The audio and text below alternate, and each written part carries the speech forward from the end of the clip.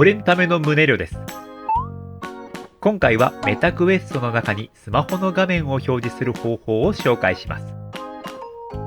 方法はいくつかありますが、今回は一番簡単な AnyDesk を使用した方法を中心にご紹介します。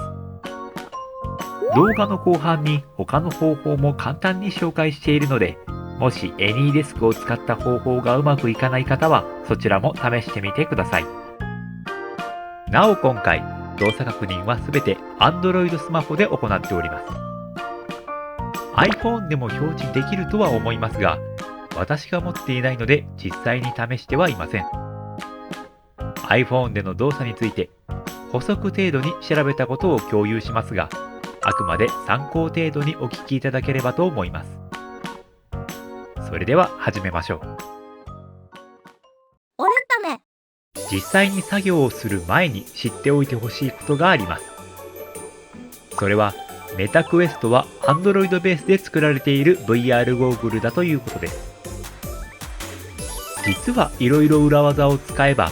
通常は表示できない Android の設定画面をメタクエストで表示できたり、Android 用のアプリをインストールしたりできます。今回、メタクエストの中にスマホの画面を表示する方法にも、Android 用のアプリをメタクエストにインストールすることで実現させています。普通ではない方法を使うため、何か問題が起きたとしても、すべて自己責任でお願いします。それでは AnyDesk を使ってメタクエストの中にスマホの画面を表示する手順を解説します。メタクエストにスマホの画面を表示するには、スマホ、メタクエスト両方に AnyDesk をインストールする必要があります。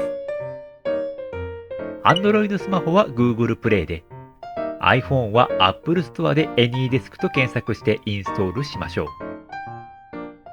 う。メタクエストには AnyDesk の公式サイトから Android 版の APK ファイルをダウンロードしてインストールしましょう。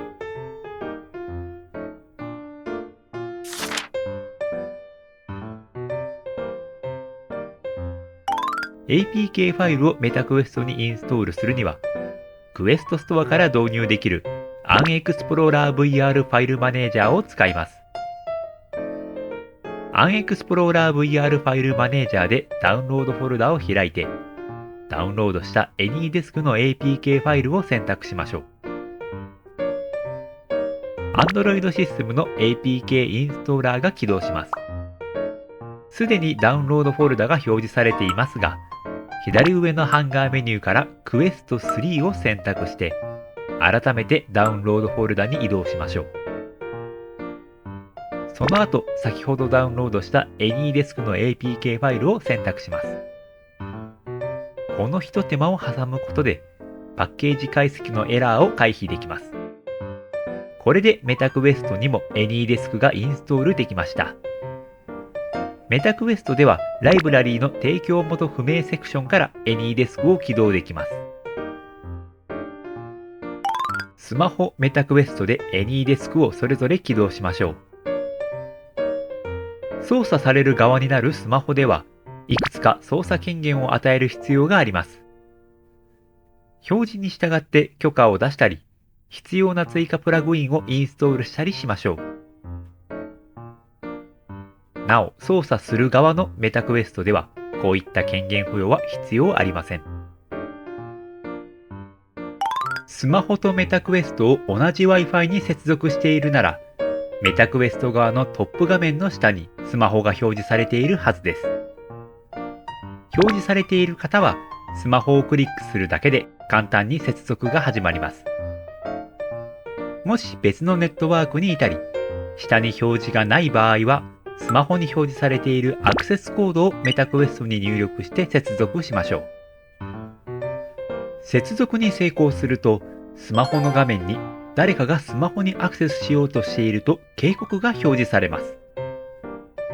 どこまでの操作を許可するか、権限セットを選択して接続を許可してあげましょう。今回は自分からのアクセスと分かっているので、デフォルトセットやフルアクセスセットを選んで許可してあげると良いでしょう。これでメタクエストの中にスマホの画面を表示できました。もし毎回スマホを操作して許可を出すのが面倒であれば、スマホ側の AnyDesk にアクセス用のパスワードを設定すると、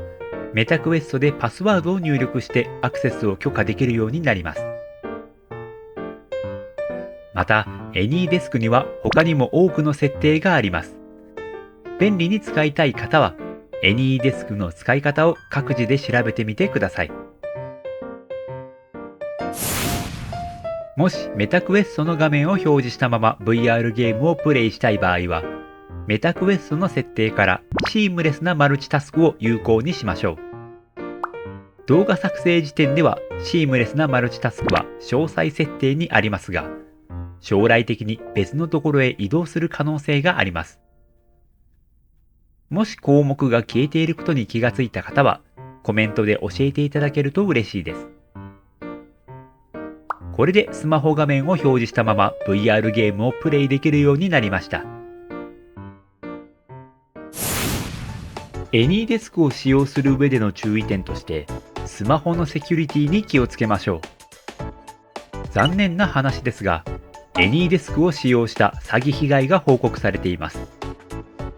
AnyDesk はスマホの画面や操作を簡単に共有できるアプリです。例えばフリー Wi-Fi に接続しているときに AnyDesk を起動したり、誰かにアクセスコードを教えてしまったり知られてしまったりした場合、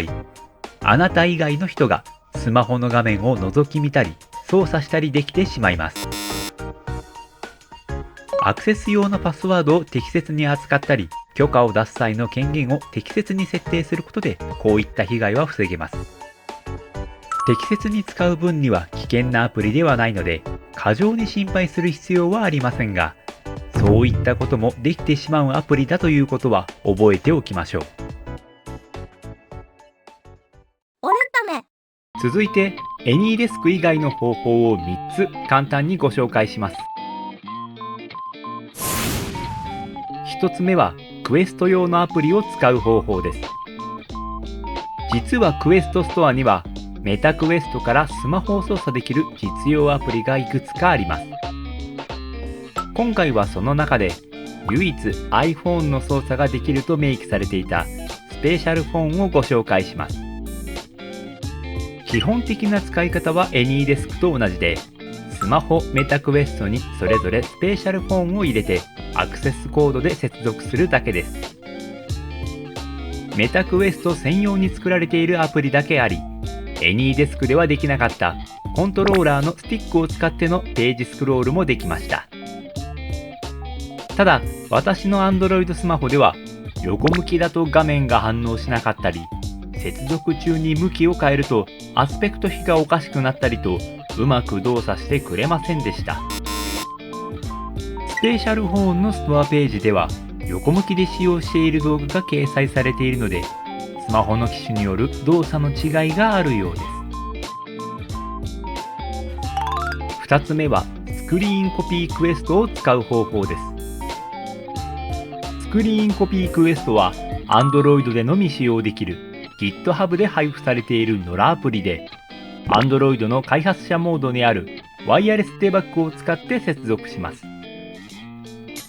一度接続が完了すれば、以降はアプリを開くだけですぐにスマホの画面が表示されます。AnyDesk やスペシャルフォンの場合、セキュリティの関係で表示できない画面も多くありましたが、スクリーンコピークエストであれば、ほとんどの画面を表示できます。ただし、大きな欠点が2つあります。1つは5分以上の連続使用はサブスクの加入が必要なことで、もう1つは音声出力には対応しておらず、音はスマホ本体から聞こえることです。ゲームの合間にたまにスマホを確認する程度であれば、スクリーンコピークエストは最も便利なアプリでしょう。3つ目は HDMI リンクを使う方法です。HDMI リンクはメタが公式に出しているクエスト用アプリで、クエストストアからインストールできます。ここまで紹介してきた方法はすべてワイヤレスでスマホの画面を表示する方法でしたが、HDMI リンクはスマホとメタクエストを HDMI ケーブルで接続して表示します。HDMI リンクでスマホ画面を表示するには条件が2つあります。1つはスマホが HDMI 出力に対応していること。もう1つは USB 接続ができるキャプチャカードをメタクエストに接続することです。キャプチャカードの接続には USB Type-A to C の変換器を使用しても OK です。なお、大きな欠点として Android、iPhone 関係なく HDMI リンクは表示専用のアプリであり、操作はスマホ本体で行う必要があります。使用条件や操作性の欠点、有線接続でコードが邪魔になるなど、他の方法と異なる点は多いですが、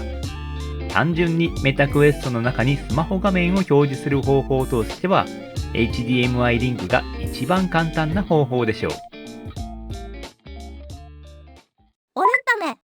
以上、メタクエストの中にスマホの画面を表示する方法をご紹介しました。最後に今回紹介した方法の特徴まとめを画面に表示しています。ご使用のスマホや目的に合わせて最適な方法をお使いいただければと思います。今後もこのチャンネルではメタクエストの情報を中心に変わった使い方やおすすめのゲームアプリなどを紹介します。もしこの動画がためになったなら、高評価、チャンネル登録していただけると今後の励みになります。また、毎日19時にゲームの割引や無料化の情報、もしくは私が実際に遊んだ VR ゲームの短いレビューのいずれかを投稿しています。次にプレイする VR ゲームを探している方も、ぜひチャンネル登録して新しい情報をお待ちいただければと思います。いい情報は共有したい。お前のためが俺んため。宗亮でした。それではまた次の動画でお会いしましょう。